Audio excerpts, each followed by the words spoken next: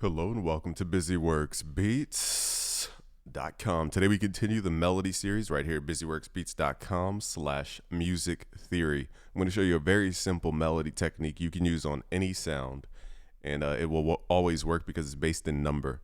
So we're going to pull up Hermes Synth real quick for the sound source. And the key here is that we're just starting on the root note, it's called. This is why you have to learn chords. Once you learn chords, you'll realize that melody is really just chords. So we're going to put the root note, and then we're going to put the fifth, which is E. Okay, so A to E is called a fifth. Okay, now the key is, I'll show you all the notes first before we map out this entire chord. So let's do A, C, E are going to be our main notes, and then we're going to use what's called the ninth, and I'll show you how to get to the ninth, just so you understand where this note is coming from.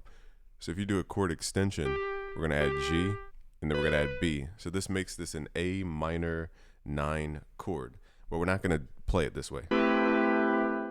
Okay, we're not going to play it straight out like this. So what you could do with chords is break them up into different notes. So what we're going to do is use the octaves. So A to A is going to be 1 octave. I'm pressing the wrong buttons here, so give me a moment. So A to A is going to be 1 octave. And then we're going to go to the fifth, and then the third, and you could play it like this. Now the key is, if you want to add like an accent sound, you can add the ninth in here. So this B is really a ninth note, but pulled down. That's why I showed you the ninth note first. And that gives you a certain vibe.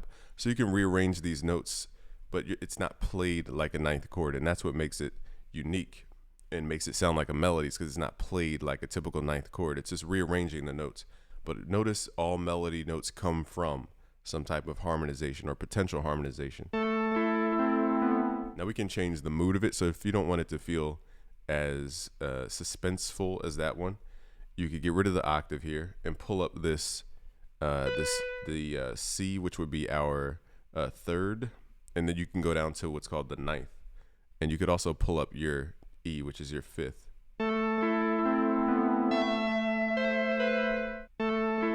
Okay, and then you just respace out the notes. So let's just move these around. So I like this voicing a little bit better. It gives everything a little bit more room. So we're gonna hit Control, left click and drag, hit Shift, pull that over. And now it sounds like a trap melody. The reason it sounds like a trap melody is because that ninth and the third are very close to each other. So you can transpose this. So let's say you wanted to move it to a different spot. So keep in mind we started with a minor. So you want to go to somewhere where a minor chord would sound good. So that's going to be A, D, E, and yeah, and that's it for this specific scale.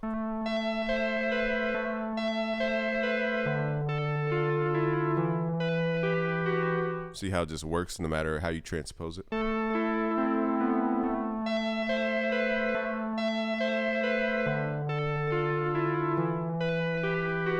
Now, if you wanted to switch up the moods, that's where the voicing comes into play. So again, you could use all these notes however you like. You don't have to use them in this specific order, or even play them like 1, 2, 3, 4. You could play them all at once or separate it. Let me show you one other playing style. Just to give you more options here. So you're gonna play the fifth and the root note at the same time, and then play the third and then the octave of the root note, and just create a bounce. And then you can loop this as well. So let's highlight this, let's loop it.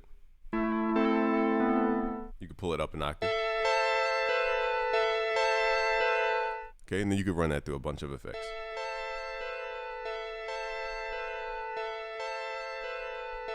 So let's transpose that, move it around. Let's just see what it sounds like. So we have D and then E. So let's highlight all this stuff and just make sure that bottom note is either D or E for this example, because again, we're using minor chords from the scale. So let's hear these in this order. Now, I typically wouldn't arrange it in this order. I'm just showing you. But it always works. Okay, so I'm just showing you stuff that always works, and you can create customizations to it as you like. But this stuff always works because it's based in pure number and ratios, and that's why it works. If you want to learn more about the Melody series, just go to busyworksbeats.com/music theory to learn more, and it's free to join. So peace.